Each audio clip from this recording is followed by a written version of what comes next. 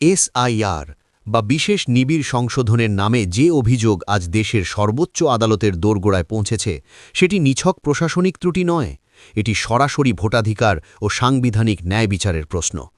দেশের রাজধানীর রাজনৈতিক অলিন্দে এখন একটাই আলোচনা, জাতীয় নির্বাচন কমিশনের বিরুদ্ধে সুপ্রিম কোর্টে দায়ের হওয়া সেই মামলা যেখানে অভিযোগ উঠেছে লক্ষ লক্ষ ভোটারের নাম কোনো প্রকৃত শুনানি, যাচাই কিংবা স্বচ্ছ প্রক্রিয়া ছাড়াই খসড়া ভোটার তালিকা থেকে বাদ দেওয়া হয়েছে।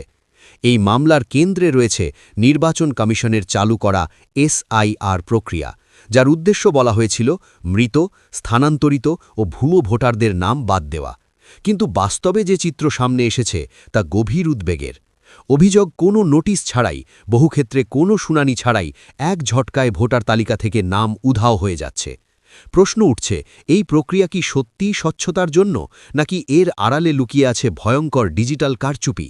এই গুরুতর অভিযোগ নিয়ে সুপ্রিম কোর্টের দ্বারস্থ হয়েছেন তৃণমূল কংগ্রেসের রাজ্যসভার সাংসদ ডেরেক ওব্রায়েন। তার দায়ের করা মামলায় সরাসরি চ্যালেঞ্জ জানানো হয়েছে নির্বাচন কমিশনের এসআইআর প্রক্রিয়াকে।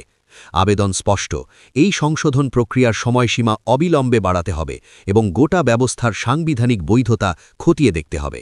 ডেরেকের বক্তব্য, এই প্রক্রিয়া শুধু ত্রুটিপূর্ণ নয়, বরং পদ্ধতিগতভাবে এমনভাবে পরিচালিত হয়েছে যাতে নাগরিকের ভোটাধিকার দুর্বল হয়ে পড়ে। মামলায় উল্লেখ করা হয়েছে, নির্বাচন কমিশন নিজস্ব নিয়মকানুন এড়িয়ে বুথ লেভেল অফিসার থেকে জেলা স্তরের আধিকারিকদের নির্দেশ পাঠিয়েছে হোয়াটসঅ্যাপের মতো অনানুষ্ঠানিক মাধ্যমে। কোনো লিখিত, স্বচ্ছ ও প্রাতিষ্ঠানিক আদেশ ছাড়াই কার্যকর হয়েছে গুরুত্বপূর্ণ সিদ্ধান্ত।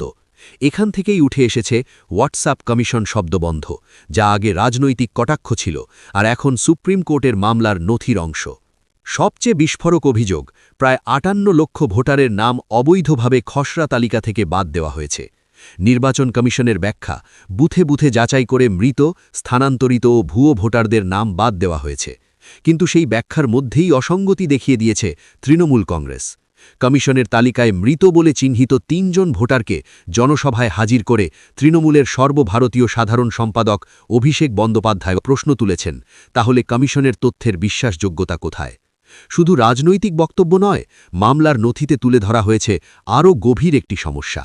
নির্বাচন কমিশনের অতিরিক্ত সিইওর জারি করা একটি স্মারকে স্বীকার করা হয়েছে ২০০২ সালের ভোটার তালিকার পিডিএফ নথিকে সিএসভি ফরম্যাটে রূপান্তর করার সময় ডেটা ম্যাপিংয়ে ব্যাপক ও পদ্ধতিগত ত্রুটি হয়েছে। অভিযোগ, এই ডিজিটালাইজেশন কোনো মাঠ পর্যায়ের যাচাই ছাড়াই সম্পন্ন হয়েছে। তার ফলেই আজ লক্ষ লক্ষ ভোটারের নাম ভুলভাবে বাদ পড়ার পরিস্থিতি তৈরি হয়েছে। এই মামলার গুরুত্ব এতটাই যে বিষয়টি দেশের প্রধান বিচারপতির বেঞ্চের নজরে এসেছে। শীর্ষ আদালতে প্রশ্ন উঠছে, একটি সাংবিধানিক প্রতিষ্ঠান কিভাবে এত বড় প্রক্রিয়া চালাতে গিয়ে মৌলিক অধিকারকে এতটা ঝুঁকির মুখে ফেলতে পারে? এর মধ্যেই রাজ্যগুলিতে চলছে এসআইআর সংক্রান্ত শুনানি। সামান্য ফরমাল ত্রুটি থাকলেই নাগরিকদের ডাকা হচ্ছে শুনানিতে, যেখানে কাগজ দেখিয়ে প্রমাণ করতে হচ্ছে নাগরিকত্ব ও ভোটাধিকার। এই তালিকায় সাধারণ মানুষের পাশাপাশি জায়গা করে নিয়েছেন পরিচিত মুখও। তৃণমূলের সাংসদ ও অভিনেতা দেব, ভারতীয় ক্রিকেট দলের তারকা মোহাম্মদ সামি, তাদের কাছেও পৌঁছেছে নোটিশ। এখানেই থামেনি বিতর্ক। অভিষেক বন্দ্যোপাধ্যায় দাবি করেন, নোবেলজয়ী অর্থনীতিবিদ অমর্ত্য সেনকেও নোটিশ পাঠানো হয়েছে। প্রশ্ন উঠেছে, আন্তর্জাতিক স্তরে দেশের সম্মান বাড়ানো একজন নাগরিককেও কি এই প্রক্রিয়ায় হেনস্থা করা হচ্ছে? অমর্ত্য সেনের প্রসঙ্গ রাজনৈতিকভাবে অত্যন্ত সংবেদনশীল। শান্তিনিকেতনের ভূমিপুত্র হলেও তিনি দীর্ঘদিন বিদেশে থাকেন, কিন্তু ভারতের নাগরিক হিসেবে ভোটাধিকার প্রয়োগ করেন।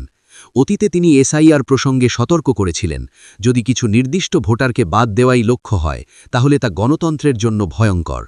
কমিশন সূত্রে বলা হচ্ছে, ভোটার তালিকায় অমর্ত্য কুমার সেন নামে অসঙ্গতির কারণে নোটিশ পাঠানোর কথা বলা হয়েছে, কিন্তু এই ব্যাখ্যাও পুরোপুরি ধোঁয়াশামুক্ত নয়। এই মুহূর্তে বিদেশে থাকা অমর্ত্য সেনের তরফে জানানো হয়েছে, নোটিশ এলে সমস্ত নথি দিতে তারা প্রস্তুত। এই বিতর্ক শুধু বাংলায় সীমাবদ্ধ নয়। বিজেপি শুরুতে যুক্তি দিয়েছিল, অনুপ্রবেশকারীদের নাম বাদ দেওয়ার জন্যই এই সংশোধন জরুরি, কিন্তু পরিসংখ্যান বলছে অন্য কথা। শতাংশের বিচারে বাংলার তুলনায় অনেক বেশি ভোটারের নাম বাদ পড়েছে উত্তরপ্রদেশে। সেখানে আনকালেক্টেড ফর্মের সংখ্যা প্রায় ২,৮৯ লক্ষ। দাবি করা হচ্ছে, এর মধ্যে ২,১৭ লক্ষ স্থানান্তরিত, ৪৬ লক্ষ মৃত এবং ২৫ লক্ষেরও বেশি ভোটার একাধিক জায়গায় নাম নথিভুক্ত করেছিলেন। প্রশ্ন উঠছে, এত বিপুল সংখ্যক মানুষ কোথায় গেলেন? আরও উদ্বেগজনক তথ্য, বিজেপির শক্ত ঘাঁটি বলে পরিচিত এলাকাগুলিতে নাম বাদ পড়ার হার বেশি। লখনৌতে সম্ভাব্য বাদ পড়ার হার প্রায় ৩০%। যেখানে সংখ্যালঘু ভোটার বেশি, সেখানে হার তুলনামূলক কম। এই বৈপরীত্য কি কাকতলীয়, নাকি এর পেছনে আছে গভীর প্রশাসনিক বা রাজনৈতিক গলদ? আজ গোটা দেশের সামনে মূল প্রশ্ন একটাই, ভোটার তালিকার এই বিশেষ নিবিড় সংশোধন কি সত্যিই নিরপেক্ষ ও স্বচ্ছ, নাকি একটি সাংবিধানিক প্রতিষ্ঠানের ভূমিকা নিয়েই নতুন করে প্রশ্নচিহ্ন উঠে দাঁড়াচ্ছে?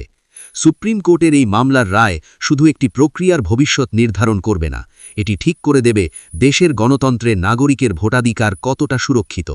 বন্ধুরা, এ বিষয়ে আপনারা কি মনে করেন?